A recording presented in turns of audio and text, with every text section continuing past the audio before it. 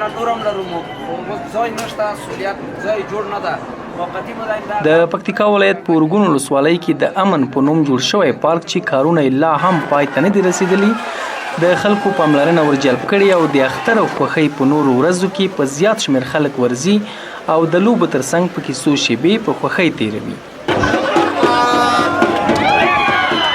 دا لومړی ځل دی چې یو پکتیکاوال د دې ولایت په اورګون ولسوالۍ کې په شخصي پانګونه داسې یو پارک جوړوي چې د ساتیرۍ ټول سهولتونه پکې موجود دي.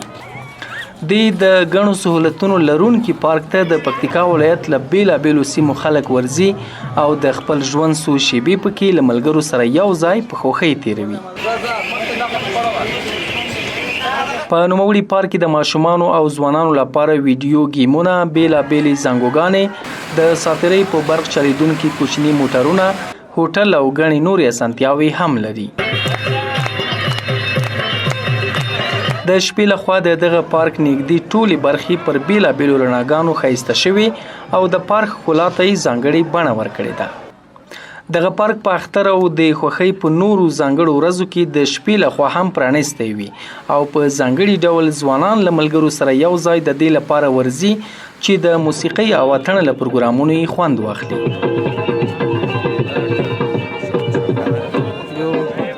څو تنه ځوانان په دې اړه له میلمه راډیو سره په خبرو کې خوښي ښیي او د دغه پارک له جوړونکي مننه کوي چې پکتیکا کې پانګونه کړې او د ماشومانو او ځوانانو لپاره یې د خوښیو سهولتونه برابر کړي دي. دا پارک ته راغلي یو د چکر په موخه او دا پارک چې دا اوس ماشاءالله ډېر ښه ځوانان په زرګونه ځوانان پکې راځي. د ساتیرۍ ښه ځایونه دي پکې. ماشومان لپاره هم خپل داسې ځایونه شته چې ماشومان هم خپل ساعت پکې تېروي. ځوانان هم دغسې والیبال ځایونه شته، د فوټبال میدان هم شته پکې. چې مخکې دا پارک نه و ډېر ځوانان په نشهیي توکو باندې ریږدي و هغه د ناستې ځای نه و، هر چېرته به ګاند ولته به دی ناست و. اوس لا موږ د پارک څخه ډېره ډېره مننه کوو. دلته موږ د تفریحي پارک جوړ شوی، ډېر اکثره ځوانان له د نشهیي توکي څخه منې دي او دلته پارک ته راځي، دلته ساتیرۍ نه خپله ساعت هم تېروي. یعنې ډېره خوښي رابخښي. نور خو چې د باندې وځي بس امن خراب ته وطن کې داسې حالات دي شه. دغه دوه اختره دي دلته راځو. اورګون کې د سولې پارک کارونه نږدې 80 سلنه ترسره شوي دي او ډیری نور کارونه یې روان دي. حاجي عبدالامیر وایي چې پر یاد پارک کې 350,000 امریکایي ډالره پانګونه کړي، خو پلان لري چې د خلکو لپاره پکې نور ځایونه هم جوړ کړي. دا کې ما تقریبا 3.5 لکه ډالر فعلا سرمایه‌ګذاري کړې ده. آینده نور هم تقریبا 80% جوړ ده، 40 لا پاتې ده او زنګوګانې مو دي څو کرای پاتې دي، نور وسایل دي د پارک ولا هم پاتې دي.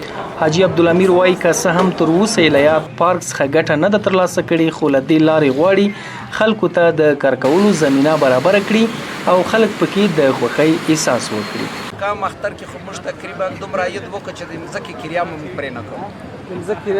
کم اختر کې اوس خو پته نه لګېږي، نه مو حساب کړی دی، نه معلومات شته. منشیان دي تقریبا 42 نفره موږ پرسونل ده اوس چې کار کوي راسره. منشي نه یې ونیسه تر ګټه پورې تر زنګو چې چلی یار شي 42 نفر هم نیولی، خپل نفر نه بغیر. د یادونې وړ دی چې پکتیکا کې دولت تر اوسه هیڅ داسې تفریحي ځای نه دی جوړ کړی چې خلک هلته ورشي او څو شېبې پکې خپل ژوند په خوښۍ تیر کړي.